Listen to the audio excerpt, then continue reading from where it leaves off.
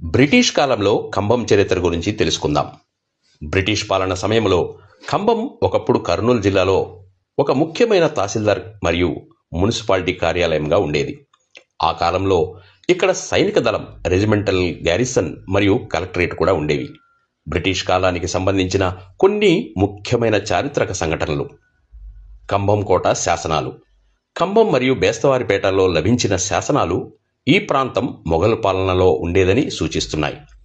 1706 మరియు 1729 నాటి శాసనాలలో మొఘల్ చక్రవర్తులైన ఔరంగజేబు మరియు మహమ్మద్ షా కాలంలో ఖమ్మం కిల్లాదారులు మరియు గవర్నర్ల గురించి ప్రస్తావన ఉంది.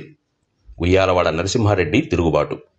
1846 జూన్ 10న స్వాతంత్ర సమరయోధుడు ఉయ్యాలవాడ నరసింహారెడ్డి ఖమ్మంలోని ప్రభుత్వ ఖజానాపై దాడి చేసి బ్రిటిష్ వారికి వ్యతిరేకంగా తిరుగుబాటును ప్రారంభించారు. ఖమ్మం చెరువు. ఈ చారిత్రాత్మకమైనటువంటి పెద్ద చెరువు ఆసియాలోని పురాతన మానవ నిర్మిత సరస్సులలో ఒకటి. దీనిని విజయనగర రాజుల కాలంలో సుమారు 400 సంవత్సరాల క్రితం నిర్మించారు.